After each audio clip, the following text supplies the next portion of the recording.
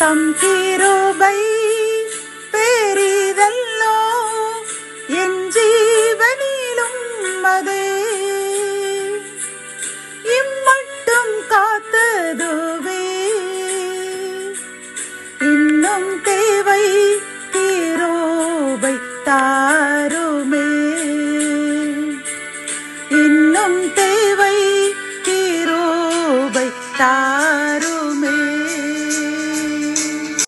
ஆண்டவரும் அருமை இரட்சகருமாகிய இயேசு கிறிஸ்துவின் ஈடு இணையற்ற நாமத்தில் சேனைகளின் கர்த்தர் ஊழியத்தின் மூலம் 27/6/2025 இந்த நாள் உங்களுக்கும் உங்கள் சந்ததிகளுக்கும் சந்தோஷத்தின் நாளாக அமையப் போகிறது என்று மனதார வாழ்த்துகின்றேன்.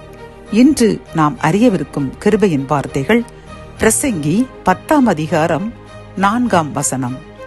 அதிபதியின் கோபம் உன்மேல் எழும்பினால் உன் ஸ்தானத்தை விட்டு விலகாதே, இணங்குதல் பெரிய குற்றங்களையும் அமர்த்தி போடும்.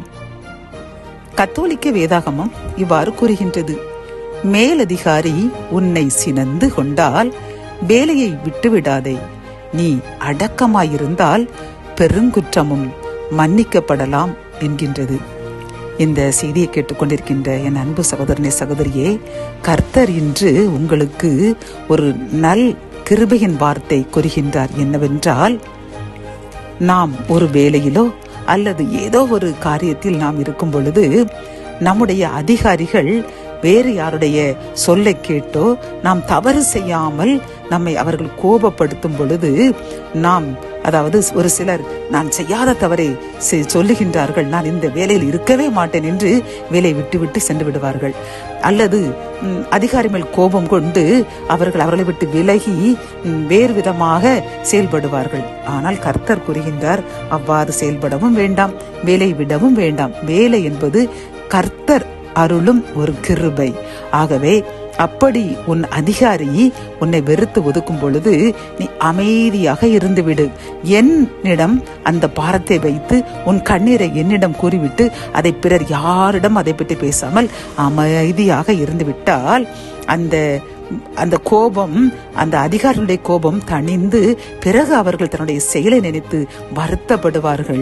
கர்த்தரும் அந்த அதிகாரி இப்படி என் பிள்ளையை மேல் இல்லாததை கூறிவிட்டார்களே என்று அந்த அதிகாரிகள் மேல் கோபப்பட்டு நம்ம இறங்கி நம்மையும் நம் சந்ததியையும் ஆசீர்வதிப்பேன் என்று கூறுகின்றார். பிரியமானவர்களே, இந்த செய்தியை கேட்டுக்கொண்டிருக்கின்ற நாம் இன்றிலிருந்து ஒரு தீர்மானம் செய்வோம். அதிகாரிகளோ அல்லது நமக்கு மூத்தவர்களோ நமது குடும்பத்தில் பெரியவர்களோ நாம் செய்யாத தவறை செய்துவிட்டதாக நம்மிடம் கோபப்படும் பொழுது நாம் அவர்களை விட்டு விலகி அவர் கண்ணிலே முழிக்க மாட்டேன், இந்த இடத்திலே இருக்க மாட்டேன், இந்த வேலையே இனி வேண்டாம் என்று நாம் ஒதுங்காமல் அதை அமைதியாக கர்த்தரிடம் சென்று ஆண்டவரிடம் போய் நான் செய்யாத தவறை கூறுகின்றார்களே என்று அவரிடம் கண்ணீர் விடும் பொழுது கர்த்தர் நம் கண்ணீரை கண்டு நாம் அமைதியாக இருந்து விட்டோம் என்றால் நம்மை அவர் ஆசீர்வதித்து நம்மை வீண் பழி சுமத்தின அந்த அதிகாரிகளுக்கு அவர் தண்டனை கொடுத்து நம்மேல் கடவுள் இருப்பதை நிரூபிப்பார். ஆகவே நாம் இனி இப்படி சூழ்நிலைகளில் இருக்கும் பொழுது அமைதியாக இருந்து கர்த்தருக்காக காத்திருப்போம். கர்த்தர் நாம் நினைத்ததை விட நாம் பட்ட கஷ்டங்களுக்கும் கண்ணீர்களுக்கும் 1000 மடங்கு சந்தோஷத்தையும் மகிழ்ச்சியும் தந்து ஆசீர்வதிப்பார். ஜெபம். என் அன்பு தகப்பனே, இந்த அருமையான கிருபை வார்த்தைக்காக நன்றியப்பா. நாங்கள் அதிகாரிகளிடமோ அல்லது பெரியவர்களிடமோ கோபப்பட்டு ஒதுங்கி விடாமல், வேலையை விட்டு விடாமல், இணங்கி உம்மிடம் மட்டுமே அந்த காரியத்தை கொடுத்து கண்ணீர் வடித்துவிட்டு அமைதியாக இருக்கும் பொழுது எங்களுக்காக நீர் யுத்தம் பண்ணுவேன் என்று கூறின கிருபையின் வார்த்தைக்காக நன்றியப்பா. நாங்கள் ஏதேனும் மனம் பதறி அதிகாரிகளுக்கு எதிர்த்து நின்றோம் என்றால் அதற்காக மறந்து மன்னிப்பு கேட்கின்றோம். எங்கள் மன்னிப்பை ஏற்றுக்கொள்ளுங்க. எங்களுக்காக நீங்க யுத்தம் பண்ணுங்க.